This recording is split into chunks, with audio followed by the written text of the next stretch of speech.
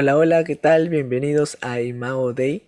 Soy Andrés Vázquez y estoy muy contento de poder traerles nuevamente una nueva entrevista. En esta oportunidad estoy acompañado del doctor JP Moreland. Creo que más de uno hemos oído hablar de él. Tal vez hemos visto alguna de sus conferencias, lo hemos visto por las redes sociales o incluso puede que hayamos obtenido o tengamos uno de sus libros. Así que es un placer para mí poder estar y presentar en esta oportunidad al doctor Morland. Y bueno, estaremos hablando sobre el alma, sobre el libre albedrío, el argumento de la conciencia para la existencia de Dios y finalmente también tocaremos un tema un poco sensible pero importante que es sobre la ansiedad y la depresión. So, welcome Dr. Morla. It's a huge privilege for me to have you here. Thank you, Andrew. I'm so glad to be with you today. So, Dr. Moreland is a distinguished professor of philosophy at Talbot School of Theology in Biola University in La Mirada, California. He has four earned degrees: a BS in chemistry from the University of Missouri, a THM in theology from Dallas Theological Seminary, an MA in philosophy from the University of California, Riverside, and a PhD in philosophy from the University of Southern California. So, once again, it is a pleasure to have you here, Dr. Moreland. I always like to start by listening to the testimonials of great scholars. So, why don't you share your testimony with us before we get into the whole interview? I was raised in Kansas City, Missouri. That's in the central of the United States. And I attended a very liberal church when I was a boy up through high school, where they did not really believe much of Christianity, but taught morals. I went to the university to major in physical chemistry, and I heard a talk that gave evidence that the New Testament documents were solid history and historical evidence that Jesus had risen from the dead. And I was intrigued, so I began to investigate the evidence for God's existence and the evidence that the New Testament was good history and Jesus was the Son of God. And I came to the point where I believed that the evidence was strong enough that I could place my trust in Jesus. And so my junior year of college in 1968, I came to know Jesus, and that was 52 years ago almost, and it was still the greatest decision I ever made in my life. Wow, it's a great and beautiful testimony. Thank Thank you. you. Now, I would like to ask you some questions. And I want to start with a subject that I consider to be important. It's about the soul. Many atheists and agnostics disagree with us that we have a soul. I know you have written a lot about it. So, can we sure that we have a soul? How would you argue for the existence of a soul? Yes, we can know that we have souls, and in fact, 99% of the human race, all the way back to Neanderthals, have known that we have souls. Let me define a soul, and then I'll give you three reasons for how we know one. There are many more, but a soul is an immaterial substance that has consciousness or contains consciousness and enlivens the body. It is an immaterial substance that contains consciousness and animates or enlivens the body. And so matter is not the kind of thing that could be conscious. The brain is not conscious. The soul is.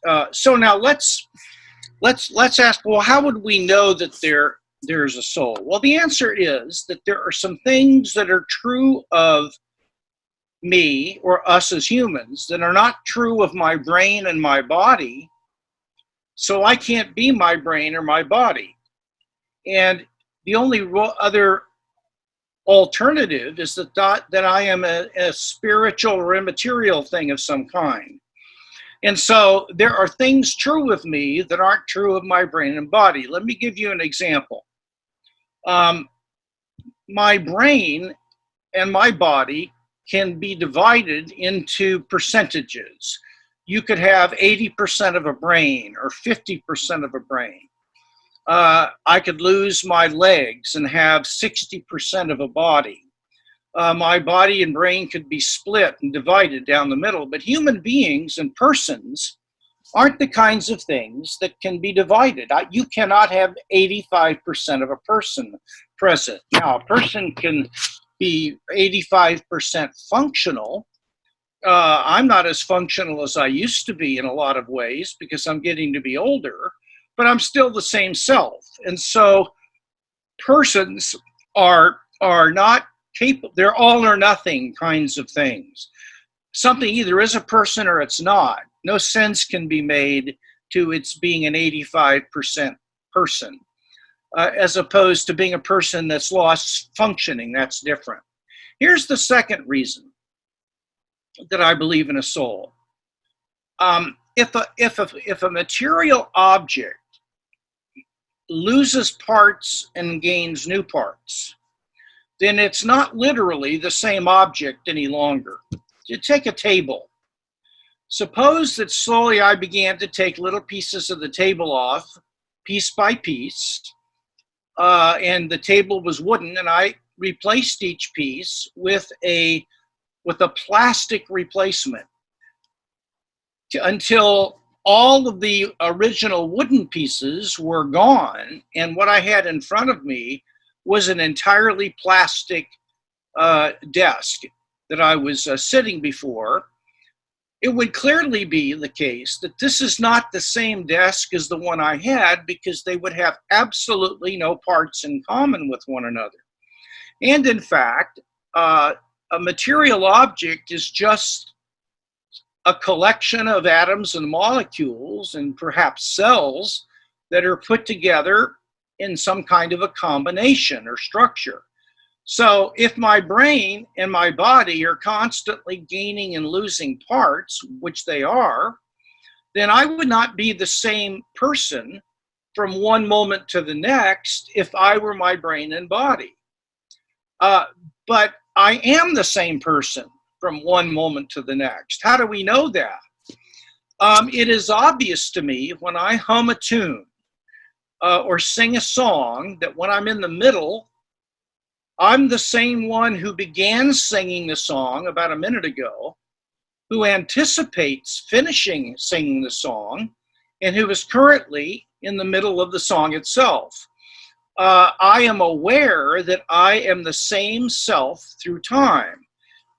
Another argument is that if I were not the same self from one moment to the next, reasoning would not be possible. Consider reasoning through the following three steps. Step one, I have the thought, if P then Q.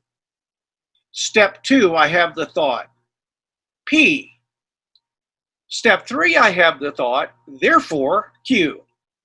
Now, in order for me to draw the conclusion Q, I have to notice the first premise P, the second premise, the first premise of P then Q, the second premise P, hold them together and see that they entail the third statement Q and draw that conclusion.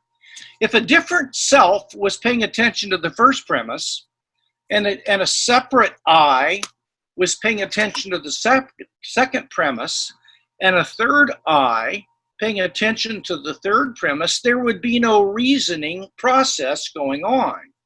And so in order for there to be processes of reasoning, I have to be an enduring self. But if I were my brain and body, I would not be capable of being an enduring self. So I must be a simple conscious thing. By simple, that means I'm not composed of parts, and or else reasoning and the enduring self over time would not be possible. Here, I have free will. I know I do. I know that sometimes I do things that it was up to me, and I could have refrained from doing them if I'd wanted to. If I raised my hand to vote, I could have refrained and kept my hand at my side, or gone to the store to get something to eat. I make choices that are up to me, and nothing determines what I do one way or the other. I simply have the power to choose. But look, if I were a material object, like a computer or a brain or a body, I don't care how complicated I was, Andrew, I would still be completely governed by the laws of chemistry and physics and the environmental inputs. So when you input a computer, what happens is governed by the laws of electricity and the structure of the computer, and it's determined. And so, were I my brain and body, I would not be responsible for anything. I would just be a mechanistic robot. But I know I act freely, and that some things I do I'm responsible for. I shouldn't have done them, or maybe I should have. So those are three reasons. There are many other reasons, but those are three things I know are true of me. I have free will. I can remain the same even though my body gains and loses parts, and my brain gains. There are people, Andrew, that have what's called Dandy Walker syndrome. It's a syndrome where they're born with 10% of a brain. 90% of their skull is filled with fluid. They have a 10% layer of brain tissue around the sac. They're still full persons. In fact, many of them get married. I know a person who had 55% of her brain removed in surgery. When they woke up, they weren't 45% of a person, they were a whole person. So I'm not divisible. I can survive part replacement, and I have free will. But my body and brain can do none of those things. So I have to be a simple substance, a soul or a mind. Wow, that's interesting, Dr. Moreland.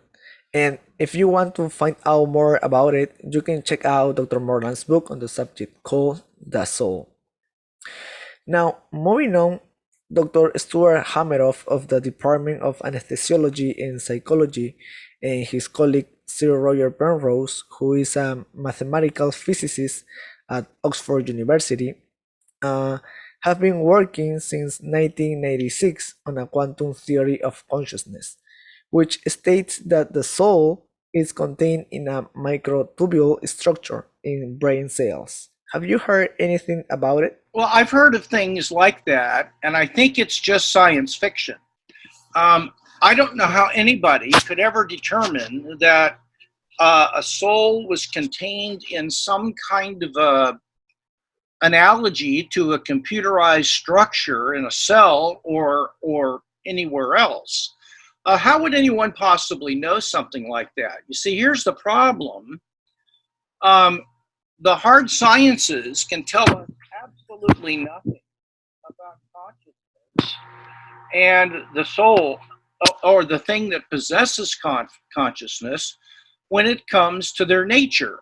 I lectured to about 130 neuroscientists that were not Christians, and I made the claim that neuroscience and artificial intelligence and cognitive science are very good at discovering causal dependencies and correlations between the mental states and brain states.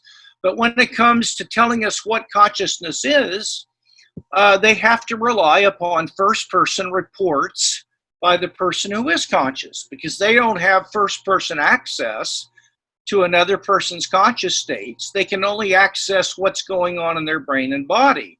That's why when they see brain activity, they have to stop and ask the research subject, please tell us what's going on in your mind right now, because they don't have access to that. It's not physical.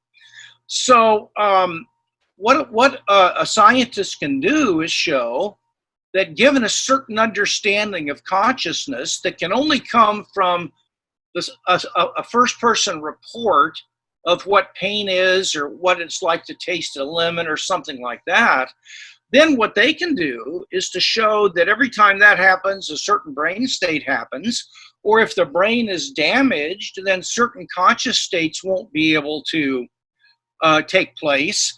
And they've also shown that you can restructure your brain, for example, get rid of anxiety by thinking different thoughts. And so the mind can do things to the brain to the mind. But science is a third-person study of objects, not subjects. And it's not part of the scientific methodology that they can tell us anything about consciousness itself, or what it is that has consciousness when it comes to those are metaphysical questions, not scientific ones. They're not subject to empirical research. The dependency of mind and brain is, but not what is consciousness and what's the self. I understand. I think that sometimes this is misinterpreted and people want to see consciousness in another way. Now, the next question is related to something you already mentioned, and that is free will. Not only do some atheists deny it, but even some Christians mention that we don't have free will. What do you think? Does it exist? Do we have free will, or is free will just a mere illusion? We really have free will, and by that I mean that my actions are not determined by things outside my control, that my actions are brought about by me, myself. My motives and desires may influence me, but they don't determine what I do. If I am determined by an addiction, let's say, then that's not free any longer. I've lost my freedom by doing something over and over and getting addicted. I could regain that freedom, but at that moment, I'm no longer free to resist something. Okay, that's fair. But now, given my definition of freedom, that what I do is ultimately up to me, I have the power to do it or refrain from doing it, and it can't be determined by something outside of my control. Let me illustrate that. Suppose that in the middle of the night, a mad scientist came into your bedroom while you were asleep and implanted an electrode in your brain without you knowing it. He goes across the street to a house he's rented, and he sets up a computer terminal. And anything he types into that computer will cause that little implant in your brain to vibrate, and it will deterministically cause you to have certain desires or things like that. And once you have those desires, you have to act on them. So he can determine your behavior by causing you to want to do something, and once you want to do that, you've got to do it. You have no power to resist it. So the next morning you get up, you don't know about this, you're walking down the sidewalk, and this scientist sees someone getting ready to cross you as you're walking. He wants to punch that person in the face. So he types into his computer, hit the stranger in the face, and hits enter.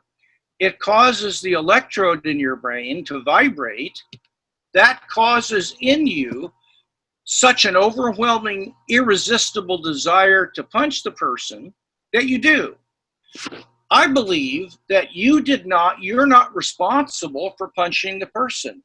The scientist punched the person through you because you were not in control of what you did. So you have to be in control, and it has to be up to you. Now, how do I know we have that?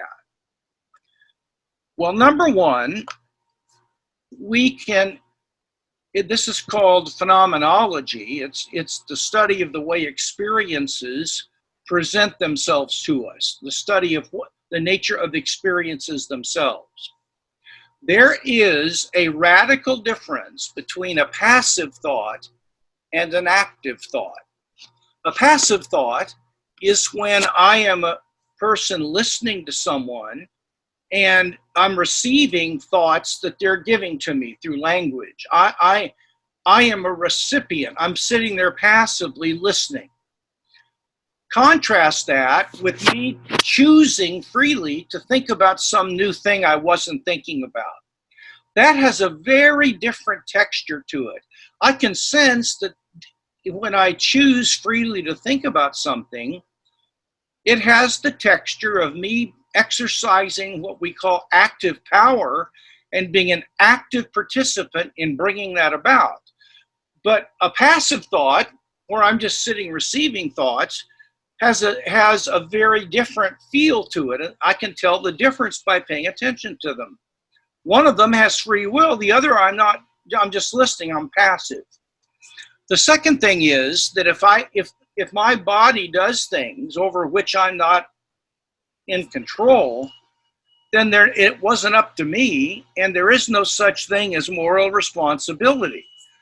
Neither is there moral praise. And so if you have someone who sacrifices their life to care for the poor, they're not worthy of praise and admiration because they didn't choose to do that in the first place.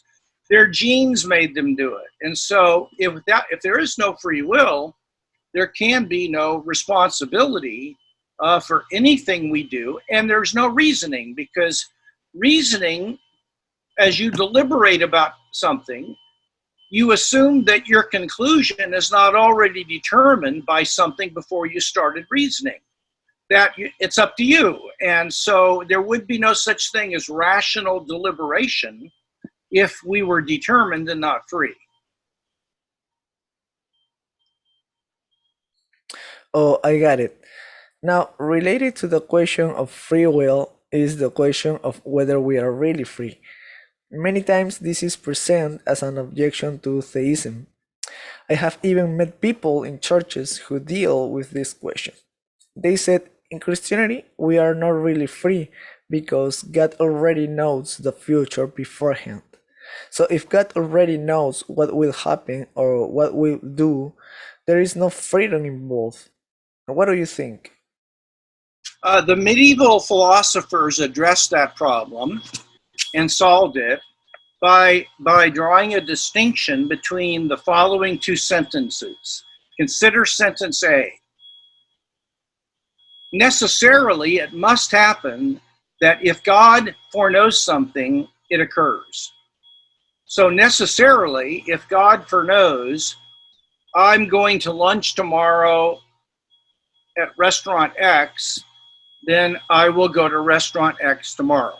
Okay, that's one sentence. Consider now the second one, B. If God foreknows that I'm going to restaurant X tomorrow, necessarily I have to go there. Now, the second one makes me unfree, because if God foreknows it, then that has to happen so that when tomorrow comes, I have no choice but to go to that restaurant. I could not have gone to another restaurant.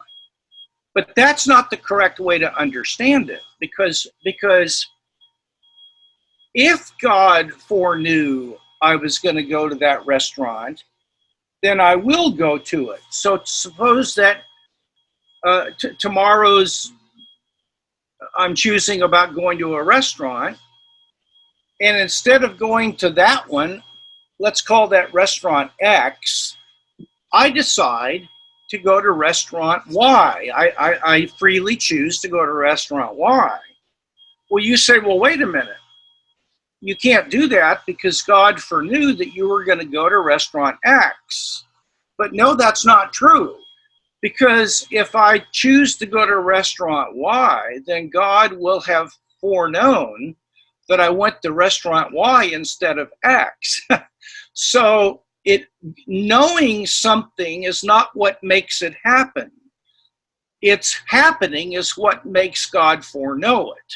So it isn't God's foreknowledge of where I'm going to lunch tomorrow that makes me do that. It's my free choice to go to a certain restaurant that is what is the ground of God's foreknowing that. If I chose to go to a different restaurant, then God would have foreknown that I went to that restaurant. if I'd have chosen to stay home and fast, then God would have foreknown that. So the atheist has got it backwards. It isn't that God's foreknowing something that causes it to happen. It's what I freely choose to do that caused God to foreknow it. Does that make sense to you? Yeah. I mean, if I offered my daughter a new car, I know she'd take it. But that doesn't mean that when I give her the offer, she isn't free to say no. I just foreknew it, but that wasn't what caused her to say yes. Nothing did. She chose it. Great. I think this is an honest question and one that a lot of people ask. Well, since we have talked about consciousness, Christianity, and God, one of the arguments for the existence of God has to do precisely with the issue of conscience, right? So, could you tell us about the argument of conscience for the existence of God? Well, the argument for God's existence from finite consciousness, your consciousness, a dog's consciousness, and so on. The argument starts with claiming that consciousness is not physical, and I can't go into why, but this is now becoming increasingly evident to people that consciousness is genuinely immaterial, that it's not itself a physical state of any kind. All right, now here's the problem, Andrew. You can't get something out of nothing without a cause. If I get a cake out of eggs and batter, that's getting something from something. But I couldn't have absolutely nothing, and all of a sudden, I don't know, a dog pops into existence, or the moon, or you can't get something popping into existence out of pure nothing. If your worldview begins with matter, so you say in the beginning were the particles, and you believe that the Big Bang occurred and nothing caused it, it just sprung into existence out of pure nothing without any cause, then you start from there with matter, okay? Now, from that point on, the history of the universe is a history of matter rearranging to form larger and larger chunks of matter in different structures.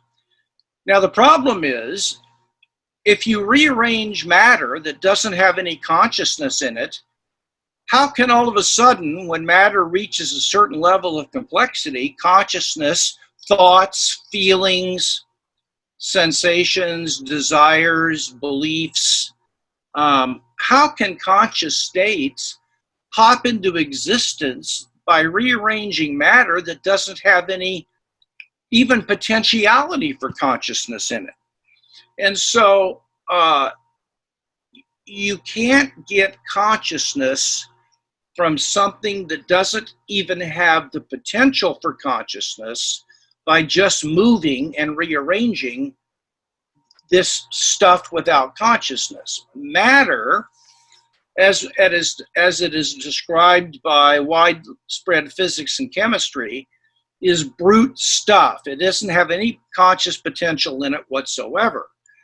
Well, if that's true, and if that's the atheist view, that the scientist tells us what's real, and the best science is physics and chemistry and so on, neuroscience perhaps, then you have no explanation for how you could get consciousness from matter. And if you say, well, it just emerged. Well, that's not a solution to the problem. That's a name for the problem that needs to be solved. The question isn't, what should we give a name to this problem? The question is, how could it emerge? And you don't answer that by just saying, well, it emerged. I mean, that's not an answer. That's just restating the problem. And so there are only two alternatives. One is what many are doing, and that's to become what's called a panpsychist. And that's where you claim that every unit of matter has its own consciousness. So an electron has its own consciousness. A water molecule has its own consciousness. a table, a chair, a mountain.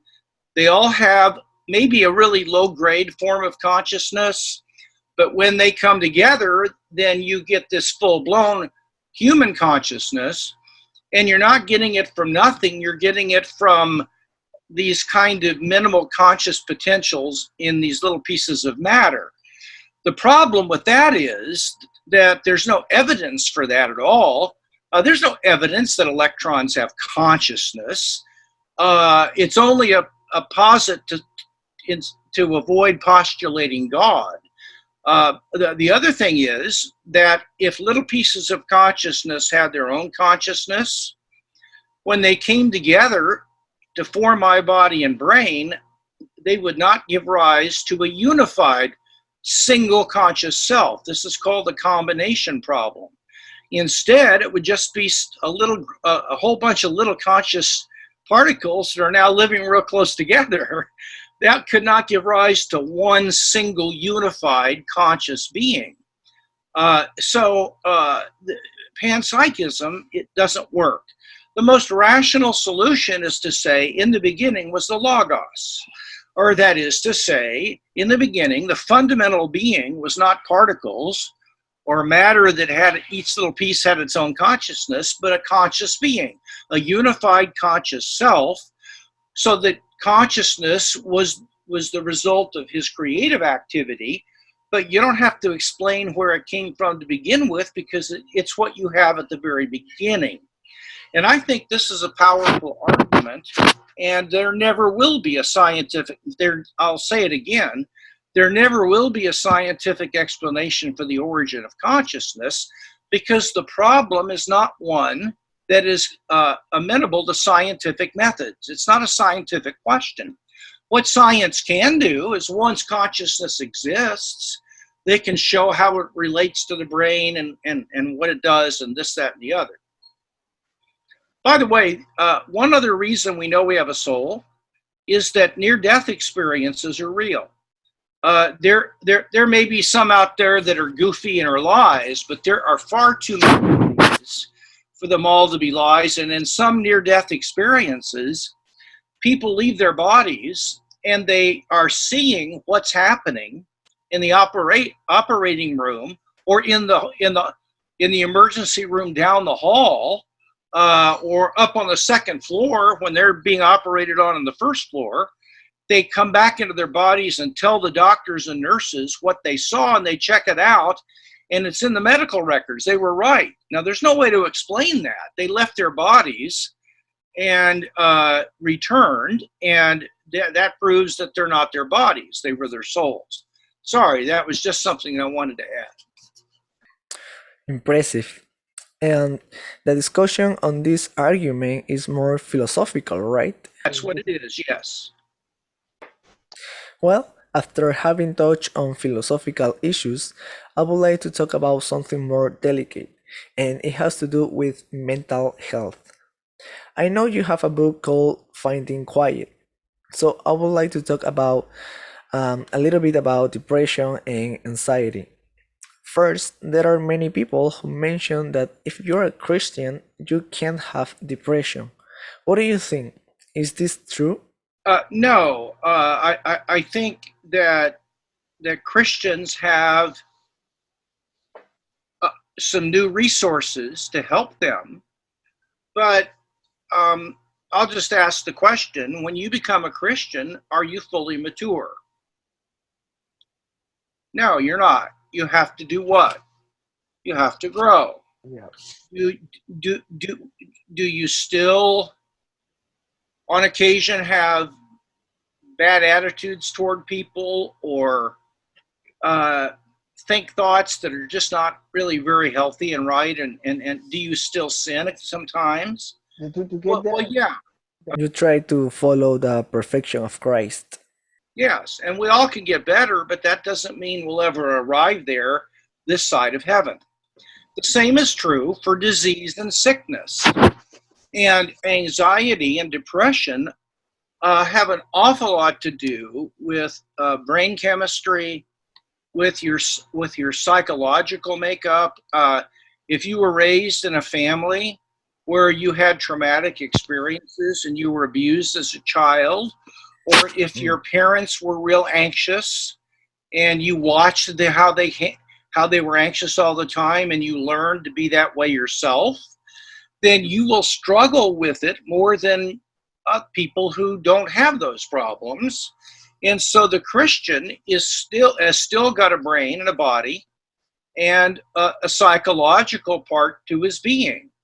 He still has emotions and thoughts, and they can still be damaged and broken by the fall.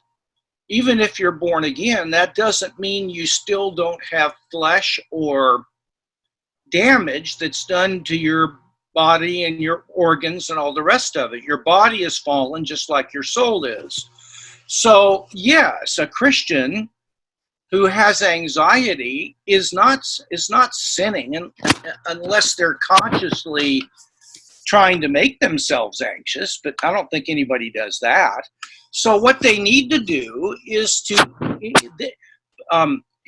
in the book of Hebrews, we're told to lay aside the sin and the things that so easily distract and hinder us. Now that means that not all the things that hold us back and harm us are sinful. And I take anxiety and depression to be examples of things that hurt us, but except in rare occasions, they're not because we're sinning, it's because we're fallen and broken. So we address that spiritually, psychologically, and if we need to, go to a doctor and get medications to help with your brain chemistry. It can be all of the above. So I think we approach it holistically, and we don't act like we're disembodied spirits. We have bodies, and we need to address our brains, and in addition to our spiritual and soulish components. Perfect. Now, I know we are all different. Each one of us goes through totally different situations. But generally speaking, how can we overcome depression and anxiety? Well, in my book, Finding Quiet, I've tried to lay out my own journey through anxiety and some depression, and how I was able to get help on that. And the most important thing, besides going to a doctor and seeing if you might need some medication to help you, and if you can find a Christian who can give you counseling, that's always a good idea. It's always good if you can find close Christian friends that you can talk to about what's going on inside of you, and they'll listen. Many times a depressed person just needs someone to love and listen to them and not solve their problems. But then the thing I want to say, Andrew, in the book I mentioned that anxiety and depression can be learned habits.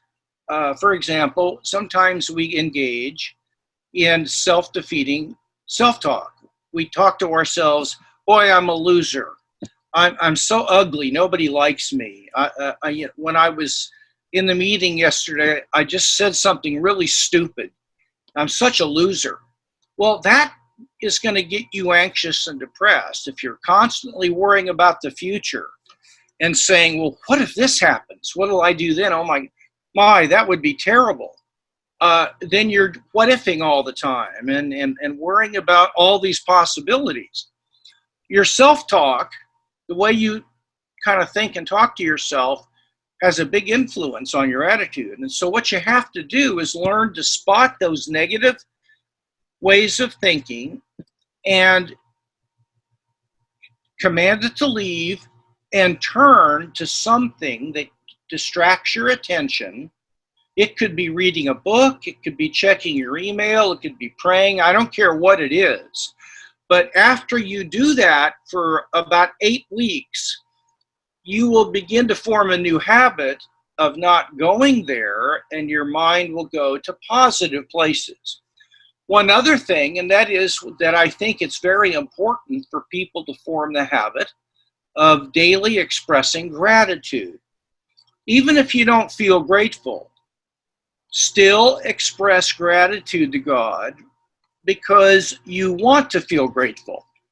And the way to get there is to start noticing things in your life that are things you should be grateful for, and start learning to tell the Lord, thank you for, for my coffee in the morning, or whatever it might, or for my friends, or the place I live, or what my ministry. It could be anything.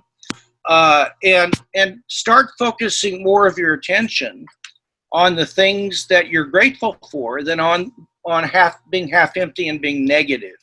And those are some things in the book that I talk about how to do those things. Great. I think these words will help many people who may be going through this right now. Anyway, I highly recommend the book Finding Quiet. If you speak English, you can take a look at it. I hope it will be soon in Spanish.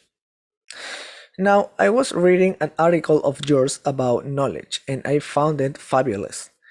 And there is a type of knowledge that seems to me that Bertrand Russell finishes developing it, and it is knowledge by acquaintance.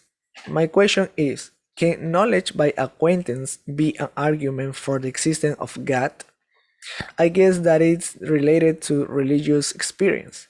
So, can you tell us what knowledge by acquaintance is and whether it can be used as an argument for the existence of God? You bet it could.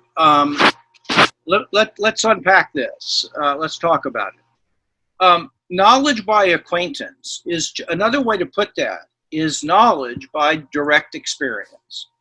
So if you're a little child and they see a red apple, they might not have a concept that it's red. They might not have been able to form the concept of red yet. And they might not be able to speak and express that that's red, but they can still be aware of the red. They see it. They're directly aware of it. So knowledge by acquaintance is knowing something by being directly aware of it. We do that with our five senses. We sometimes may directly hear a sound, or directly taste a taste, or smell an odor, or see a color, or something like that. But what philosophers have known all the way back to Plato is that knowledge by acquaintance goes beyond the five senses. For example, we have knowledge by acquaintance of our own inner conscious states through introspection. If you stop for right now and go inward and ask yourself, what am I thinking and feeling and desiring right now? You might find out that you're feeling thirsty and you're desiring a drink of water, but you weren't aware of that until you kind of slowed down and paid attention. You might discover you're having thoughts about what you're going to do later on for dinner tonight, for example. Now, you can't see, touch, taste, smell, or hear your thoughts, but you can be directly aware of them. Well, that is a form of knowledge by acquaintance with your own thoughts and your own sensations that goes beyond the five senses.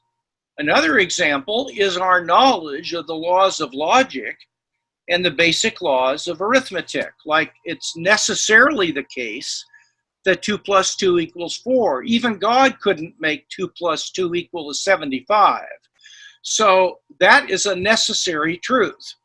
The little simple syllogism, if P then Q and P therefore Q, is something that we know to be true. It's obvious. Well, how do we know these things? It's not by anything you can see, touch, taste, smell, or hear.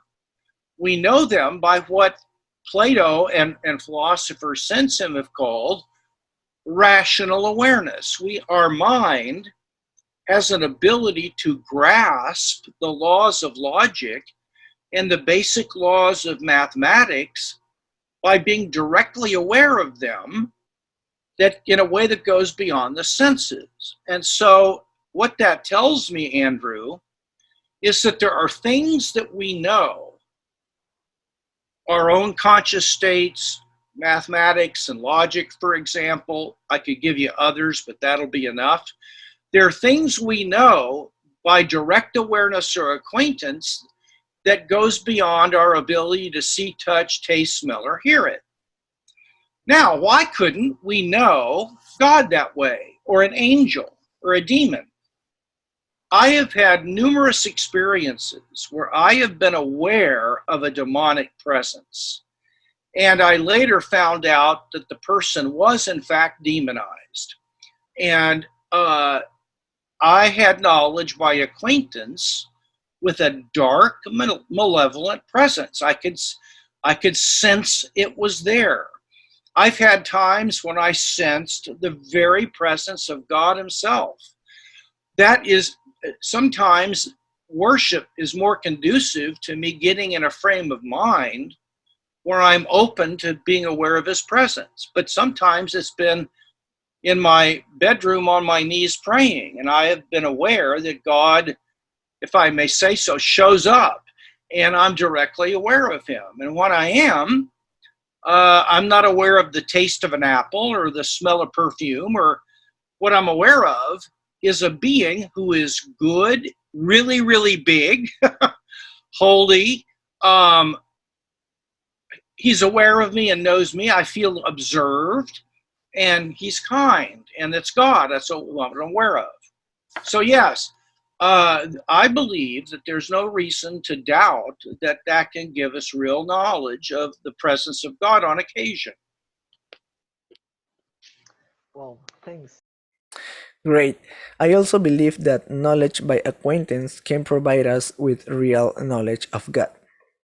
Anyway, we can accompany with this argument based on experience with other arguments such as the one about consciousness that we saw a few minutes ago. Y por cierto, si no saben cuál es el artículo al que me estoy refiriendo, en la descripción de la entrevista, del video, voy a estar dejando el artículo traducido. Traduje ya hace varios meses, gracias al doctor Moreland que me dio el permiso de hacerlo. Y voy a estar dejando en la descripción el link, así que si gustan pueden darle clic y leer este artículo que también se los recomiendo mucho. I want to thank you for allowing me to translate your articles, and I hope to translate more in the future. Well, it's been great having you on the channel, and I have really enjoyed talking to you. I hope you too, and I hope you enjoy and learn from Dr. Moreland. Before I finish, I would like to ask you one last question. How can we reach skeptical people, whether they are atheists, agnostic, and so on? I would recommend the following little techniques. The first thing I would do would be I would ask the person, let's set aside the question of whether Christianity is true. What I want to ask is, would you like it if it were true? Would you like there to be a God? And would you like Jesus to be the risen Son of God? And would you like to be his follower if all this were real and true? Now, if they say no, because a lot of times they really don't want that, then that's their problem. If they say yes, then I will say, all right, then I'm here to help. How can I help you with questions that you have? And then that's step 2. I will try to answer their questions. And if I don't know an answer, I will say, please let me write that down. That's a good question. And I promise, if you'll give me your email address, I'll do my best to try to get an answer to you. So this isn't about us having to win something. It's about us serving people. And if you keep in mind that our purpose is to love and serve people, then that will help us. And here's the final thing I would suggest. As a Christian, don't you accept the burden of proof on everything. Don't you sit there and let the skeptic ask you all the questions. You should ask a few. For example, I was debating 2 professors last week on a cast, and one of them is a biology professor who is a gay man and is a part of a gay marriage, and the other is a has two doctorates, and he's I think an engineer. And they really didn't know what they were talking about, to be honest. It was pretty embarrassing. But I stopped and I said, wait a minute, you've asked me a lot of questions.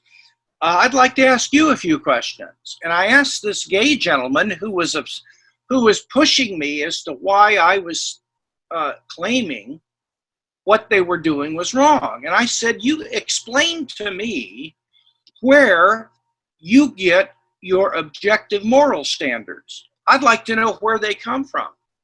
Well, he said, I don't think there are objective moral standards. I think morality is about human welfare and flourishing, but I admit that that concept is relative to different people. Well, I said, how can you be upset then? Because in your worldview, everything's just a preference. There's nothing that rises to the level of being important enough to get upset about. The difference between Hitler and Mother Teresa is the difference between Taco Bell and Burger King. It's just what you like. That's all. But you're acting like my viewpoint about homosexuality is really a big deal. I don't get it. And so where do you think the universe came from? What caused it to start existing in the beginning? You start asking, don't you sit there and have to be the one that fields all the questions. Why? Because if they're a seeker for truth, and they're pretending to be, then they should be interested in knowing questions they need to answer. Let's hear what they've got to say. So I would have a dialogue, not just sit there and let them fire all the questions at you. Thank you. That was an excellent advice, wise words. And it is true, some atheists want to give you the opposite, but when we talk, many of them have no idea what the gospel is. They have a disordered idea of it. And like you, I was talking to a friend who is an atheist about homosexualism, and she accused Christians of being homophobic. But she was a relativist, so I was asking her where she was getting her moral standards to accuse others and bring. Well, Andrew, what I will sometimes do is I'll say to somebody, well, why in the world do you believe that? They'll make an assertion. And I'll say, where did you get that idea? Or why in the world would anybody believe something like that? I don't just let them say what they want and get away with it. Sometimes I'll say, well, my gosh, that's an odd idea. What would you, give me some reasons why you believe that. So, don't let them get away with just saying things. Make them give evidence for their statements. Yes, it is true. We must confront them. Well, thank you again. It has a pleasure to have you here on the channel. I hope we can meet again soon. God bless you, and God bless your ministry. God bless your family. And yeah, I hope we can meet again very soon. God bless my brothers and sisters, and thank you for having me. Bueno, espero que hayan podido disfrutar de la entrevista y nos vemos en una siguiente. Próximamente estaré con el doctor Saigar, así que estén atentos. Nos vemos.